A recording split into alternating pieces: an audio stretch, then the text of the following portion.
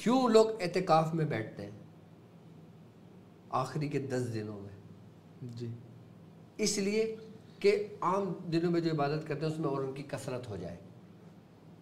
صحیح. ایک تو یہ نیت ہوتی ہے. جی. سب سے اہم وجہ پتہ ہے کیا ہے؟ کہ جب وہ اعتکاف کی نیت کرتے ہیں نا تو وہ اللہ کے مہمان بن جاتے ہیں. سبحان اللہ سبحان اللہ. اور جو اہل بیت کا مہمان ہو سبحان اللہ، مہمان نواز، وہ پھر ہر دن میں اعتکاف میں ہوگا. اللہ اس کی ہر شب اس کی عبادت میں ہوگی. اللہ اکبر اللہ اکبر. دیکھیں اللہ تبارک و تعالیٰ اپنے دوستوں کے معاملے میں اور بالخصوص نبی کے گھرانے کے معاملے میں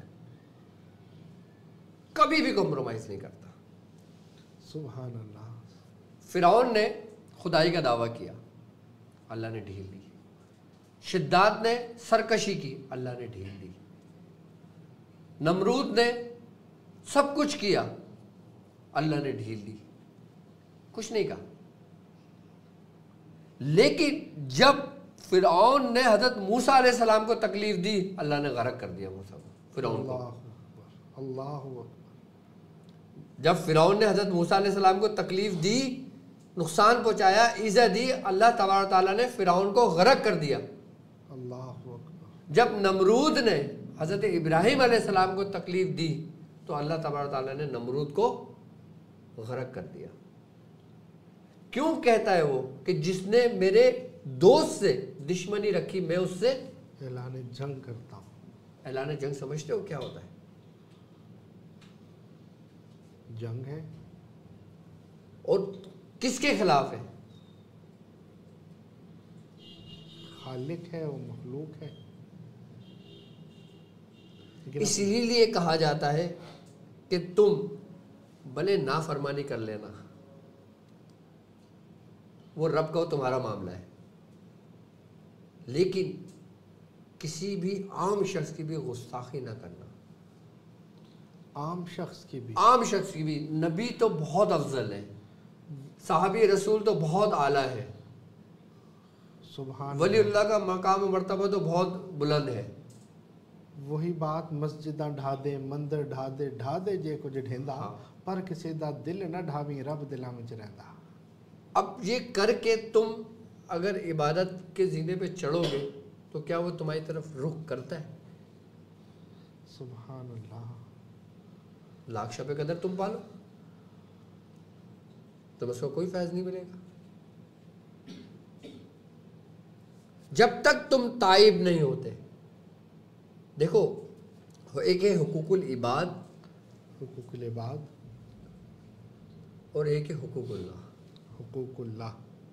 اچھا حقوق اللہ، اللہ کے جو حقوق جو ہے تم پر وہ تمہارا اور رب کا معاملہ ہے. جی. لیکن بندہ اور بندے کا جو معاملہ ہے نا وہ بڑا خطرناک معاملہ ہے. اللہ اکبر اللہ اکبر. بندے اور بندے کے معاملات میں ولایت سلب ہوتے دیکھیں گے. اللہ اکبر. اور ولایتیں ملتی بھی بندوں ہی کے اس سے ہی ہے. سبحان اللہ. تمہارے رب کو تمہارا سب سے پسندیدہ عمل پتہ ہے کیا ہے؟ کیا ہے؟ کیا ہے؟ جب تم کسی بھائی کی مدد کرتے ہو. اللہ اکبر اللہ. جب تم کسی بھوکے کو کھانا کھلاتے ہو. سبحان اللہ. جب تم کسی مسکین کے سر پہ ہاتھ رکھتے ہو. سبحان اللہ. جب تم کسی یتیم کو گلے لگاتے ہو. اللہ اکبر اللہ اکبر. جب تم کسی پریشان حال کو اس کی پریشانی سے نکالتے ہو. سبحان اللہ. میں نے لوگوں کو اس صورت میں سے ولایتیں ملتے دیکھی ہے کہ جنہوں نے کوئی ریاضت نہیں تھی، کوئی عبادت نہیں تھی، کہ بس یتیم کے سر پہ ہاتھ رکھا، اللہ نے کہا یہ میرا دوست ہے، اس کو ہدایت ملی. اور ایسی ہدایت ملی کہ وہ کمال کو پہنچا. میں نے اس سے پوچھا کہ تجھے یہ کیسے ملا مقام؟ اس نے کہا میرا کوئی ایسا عمل نہیں تھا، صرف میرا یہ عمل تھا. تو تمہاری ساری عبادتیں کہاں گئی تمہاری؟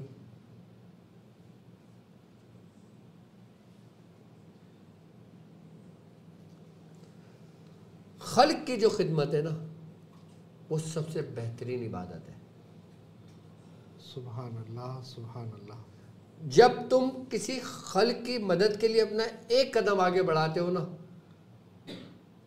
رب 10 قدم تمہاری طرف بڑھا دیتا ہے. سبحان اللہ. جبکہ وہ مخلوق ہے اور وہ خالق ہے، وہ خود بھی اس کی مدد کر سکتا ہے. سبحان اللہ.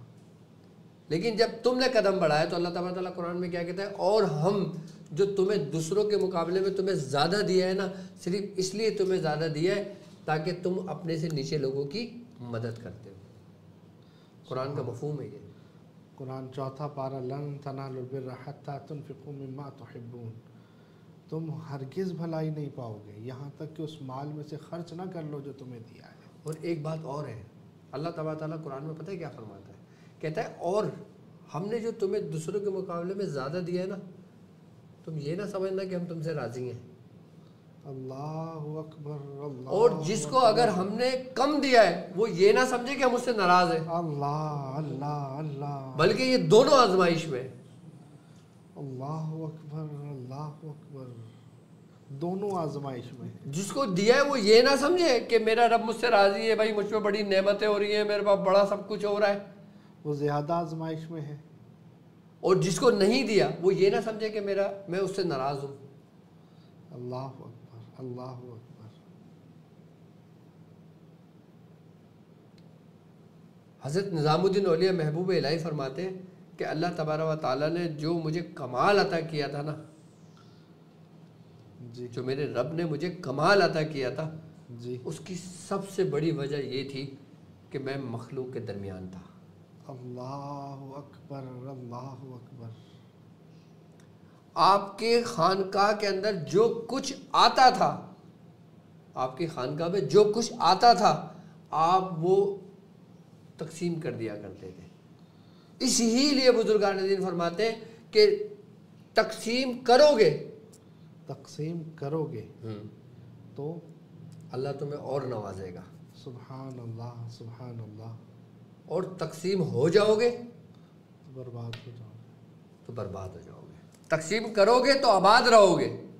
سبحان اللہ. سبحان اللہ. اگر تم چاہتے ہو نا تمہارے رب نے جو تمہیں دیا ہے، سبحان اللہ، چاہے وہ دنیا ہے، چاہے وہ دولت ہے، چاہے وہ علم ہے، چاہے وہ روحانیت ہے، چاہے وہ ظاہری اعمال کچھ بھی ہیں، اگر تم اس میں سے تقسیم کرتے ہو تو آباد رہو گے، اور وہ ایسی ہی تمہاری نعمت برقرار رہے گی. سبحان اللہ. سبحان اللہ. لیکن اگر تم خود تقسیم ہو جاؤ گے، تم نے نہیں دیا، تو برباد. حضور آپ کی سخاوت کا یہی راز ہے. میں سمجھتا ہوں کہ اللہ تبارک و تعالیٰ نے، ظاہر سی بات ہے یہ کلیہ ہے. سبحان اللہ. سبحان اللہ. بھائی ایک بات بتائیں نا، میں اس دنیا میں آیا تھا، میرے پاس کیا تھا؟ آپ اس دنیا میں آئے تھے، آپ کے پاس کیا تھا؟ کچھ بھی نہیں. اور جب آپ جاؤ گے تو کیا ہوگا؟ کچھ بھی نہیں. اور آنے سے اور جانے کے درمیان جو کچھ ہے دنیا کا ہے، دنیا میں ہی رہ جائے گا. دنیا میں رہ جائے گا. حضور ایک مرتبہ یہ ہے کہ آپ کے مکتب پہ میں موجود تھا، میں ٹوکن لکھ رہا تھا. ایک بندہ آیا، آپ سے دوائی لے کر گیا اور وہ پیسے نہیں دے کر گیا. آپ نے کہا کہ اعزازی ہے، اور اس کو ہم جانتے تھے وہ بڑا پیسے والا تھا. میں نے آ کر آپ کے کان میں کہا حضور یہ روز دوائی لے جاتا ہے، آپ جو ہے اس سے پیسے نہیں لیتے. تو آپ نے فرمایا کہ اس نے کہا نا کہ پیسے نہیں ہیں تو نہیں ہے. پھر آپ کا ایک جملہ بڑا کام کا تھا، آپ نے فرمایا کہ اللہ کو مخلوق میں تلاش کرو. بالکل. ہمارے سلسلے کے ایک بزرگ ہیں، آپ طبیب تھے،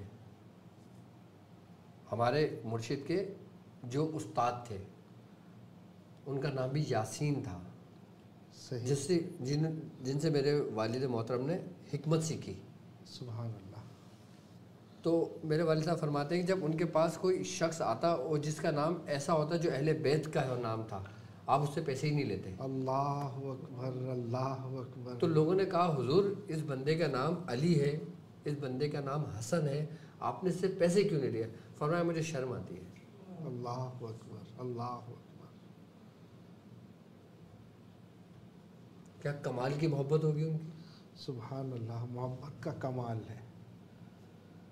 تو اسی کمال کی وجہ سے ہی تو اللہ نے تمہیں نوازا ہے. سبحان اللہ.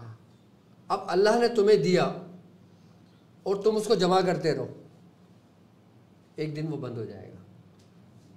سبحان اللہ۔ لیکن اللہ نے تمہیں دیا، تم اپنی بھی ضروریات پوری کرو، اپنے بیوی بچوں کی بھی ضروریات پورا کرو، اپنے خانوادے کی بھی ضروریات پوری کرو، سبحان اور لوگوں کو بھی دو، وہ بڑھتا چلا جائے گا۔ سبحان یہ میرا ذاتی تجربہ ہے۔ حضور قرآن میں بھی اس کی مثال دی ہے نا کہ وہ جس طرح سے کسی کو اگر مال دیا جائے اور وہ سنبھال لے تو ایک وقت ہوگا ختم ہو جائے گا، اور دوسرا وہ اناج جو ہے وہ بیج ڈال دے تو وہ دوبارہ۔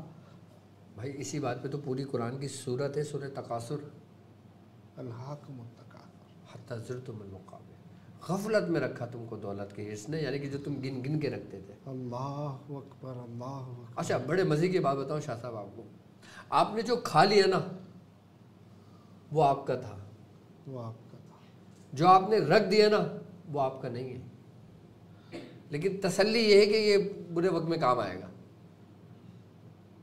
کہ پتہ نہیں آئے گا بھی نہیں آئے گا، وہ ہمارے بعد بانٹ لیا جائے گا، وہ بانٹ لیا جائے گا، اور ہم اس کا حساب دے رہے ہوں گے۔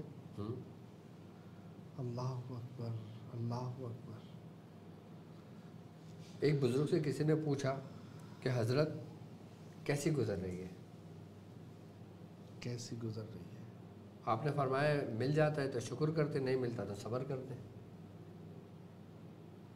ملتا ہے تو شکر کرتے ہیں، ہاں۔ نہیں ملتا تو صبر کرتے ہیں۔ ان بزرگ، اچھا یہ سوال کرنے والے بھی بزرگ تھے، سبحان اللہ۔ آپ نے فرمایا یہ تمہارے بغداد کے کتے کرتے ہیں۔ اللہ اکبر۔ کیا؟ بغداد کے کتے، ہاں وہ کرتے ہیں۔ کہ انہیں مل جائے تو سبحان اللہ، نہیں ملے تو صبر۔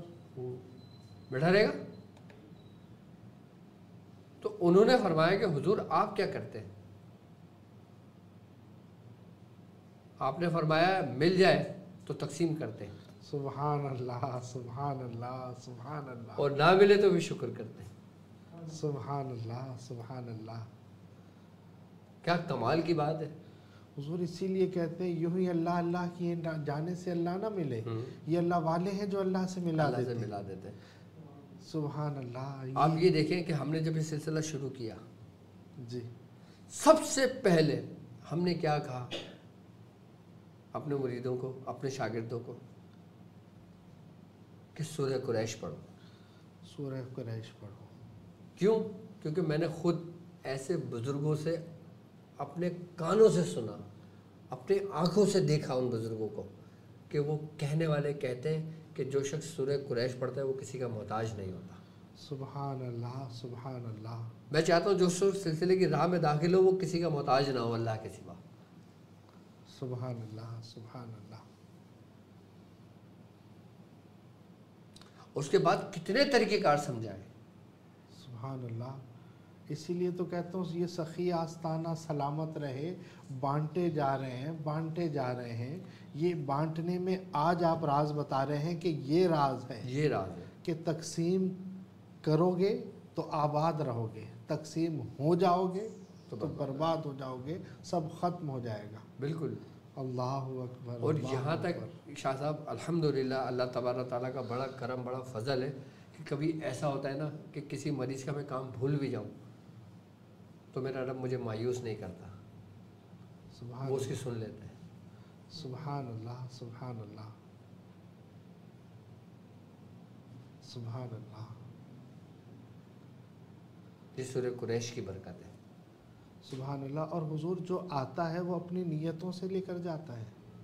سر میں نے کہا نا کہ جھوٹا مرید اپنے سچے پیر سے کچھ نہیں لے کے جا سکتا۔